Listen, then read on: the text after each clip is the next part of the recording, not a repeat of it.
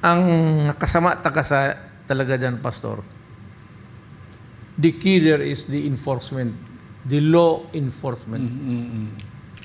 Because the police is tasked to enforce the law. And they are provided with a far-ranging powers of discretion. Kaya minsan itong mga police, pumapasok sila mismo. Sila na nag-take over. Patayin na lang nila yung mga ano dyan. Sila na. Sila na papatakbo. Pera eh. So hanggang ngayon, still happening. It was happening yesterday, many years ago, still happening now. And a lot has been said against me regarding how I treated, or my treatment, or how I treated the crimes here, especially drugs. Hindi lang naman ang sabi nila na marami. Marami ring namatay dito yung mga kidnappers, hold-uppers. Hold-uppers, yeah. Especially people na nakikidnap tapos magbigay na ng ransom ang pamilya tapos patayin mo pa. Kaya pag pinatay mo, patayin rin kita. Parang ganun. It's always an internecine thing. It goes round and round. Na-overlook ng ICC yan. Yeah. It's not about drugs alone. A lot of people, when I was just nothing really to be noisy about. But I was only 3 months mayor when I had a very shootout with the kidnappers from Cotabato. Nagkamali sila eh. They kidnapped a lady here and she was kept somewhere sa Cotabato. After 1 month, nagkamali sila na kunin nila yung pera na ransom. Plus, kumain pa sila sa bahay ng yung victim. They did not know that I was already nasa baba na ako sa hagdanan waiting for them to come out. So, sinadya ko talaga yon. Sinadya ko talaga na patayin yung tatlo. Para sinabi ko na sa mga taga-Davao noon, sinong gustong sumunod? I'd be happy to.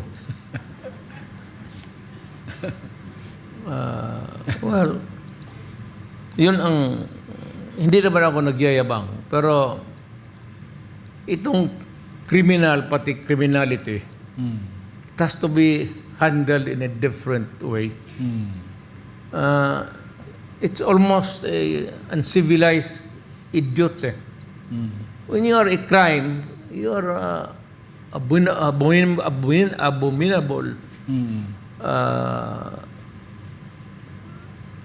a creature in the community, and it really destroys yung takbo ng syudad. Yun ang inuna ko talaga. Yung mga kriminal. Sabi ko sa kanila, told them that there's a new mayor, ako. I was a prosecutor. And noon, nagpo-prosecute ako. Ngayon, iba na. Naguhuli na talaga ako. Ngayon, kung bigyan mo ako ng rason, give me a good reason for me to kill you, I will kill you. Galit talaga ako sa kriminal eh. Lalo na droga. You destroy a country. And you can see, even in America, you can see the way things are now. And what is really very sad to me, Pastor, mabutit nakikinig sila, Oh. is that you not only embraced the crime, but you had to sustain it. Kasi yung unang nag-i-import dyan sa Amerika yung mga gangster. Yung mafia nila, mga Cosa Nostra nila noon. Yun ang nagbitaw ng droga. And of course, over time, marami nang nakisawsaw. So the pimps sa mga prostitution, yung mga lahat na middlemen sumali na, and you have this thing, if you go to the itong sa foreign news o diyan sa YouTube, makikita mo lahat kung ano ang nangyayari sa Yes. ibang bansa. Grabe Mayor. Ako naawa ako sa Amerika because they seem to be holier than thou. They adopted that kind of attitude noong unang pumutok itong Davao sa droga. Patayan doon, patayan dito. Totoo yan. Kasi marami na. There was a proliferation of drugs in the city at marami nang naging gonggong. So, sa kanila, they seem to apparently imbued with a sense of yung human rights without even thinking of what these criminals did to society. How they inflicted the wounds upon society. Hindi nila pakita nila yung listahan.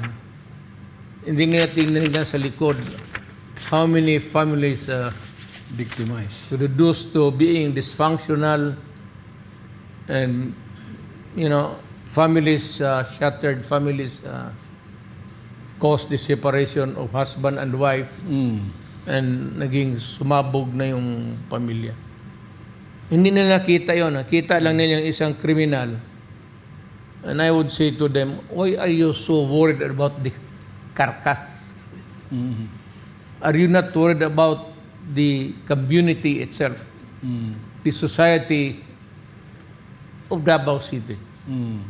How can we grow and produce good citizens for tomorrow if we allow this thing to happen? Yeah. If you allow drugs to... Proliferate. Sabi ko, hindi ako pwedeng ganun eh. Nung prosecutor ako, sabi ko, there were many cases minsan nadi-dismiss because yung hawak-hawak ko, instead of yung pinapalitan pa ng pulis ng mga pinapalitan pa ng tawas yung Sabo. Oh. Yung met. So Crystal meth. the corruption was massive, and even when I was president, in the entire Philippines, mayors, barangay captains, policemen were all into drugs. Few, mas kukunti lang, yung military. Yun na, because the military, hindi kasi nakakalabas ng kampo. They do not allow you to go out of the camp without the permission of the camp commander. Kaya kung sabihin ng camp commander, stay put, do not go out. So, ang army, nandyan lang yan talaga sila sa loob. Unlike the police, they report for work, nagta-time in sila, whatever the machine is there, yung bandy clock or maybe a ledger,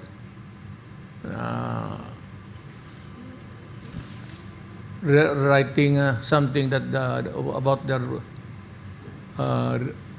reporting that night for duty, and they go out to enforce the law. Ang nakasama talaga dyan, Pastor, the key there is the enforcement, the law enforcement. Because the police is tasked to enforce the law. And they are provided with a far-ranging powers of discretion. Kaya minsan itong mga police, pumapasok sila mismo. Sila na nag-take over. Patayin na lang nila yung mga ano dyan. Sila na. Sila na papatakbo. Pera eh. So hanggang ngayon, still happening. It was happening yesterday, many years ago, still happening now. Kaya ang isang bantayanan talaga na medyo sakit sa ulo is to how to handle the police. Though I would admit na hindi lahat. Yes. Kunti lang yung mga scalawags eh.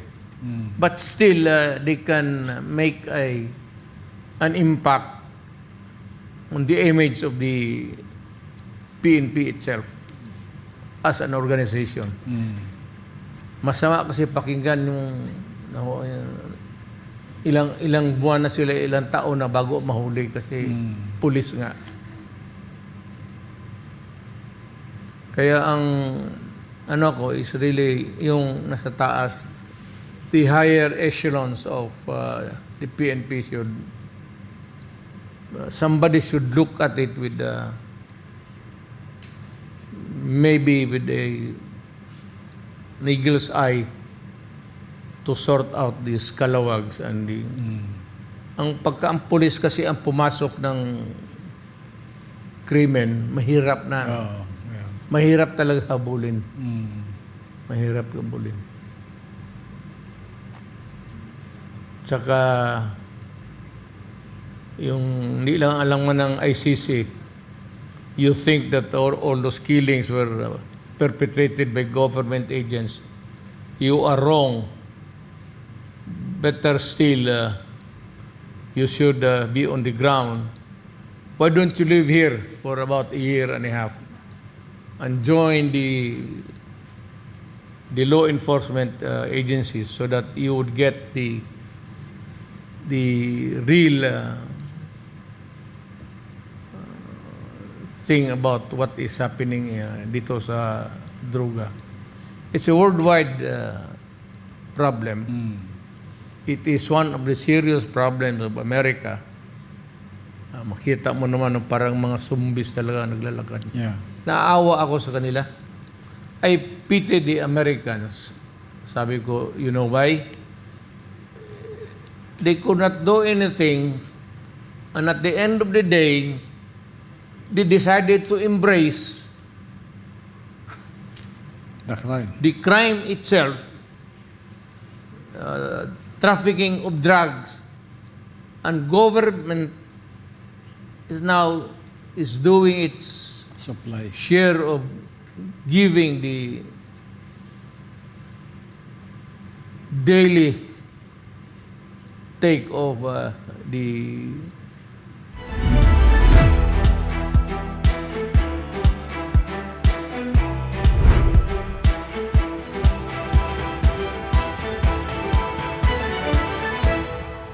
Number 53 sa balota. Kibuloy para sa Senado.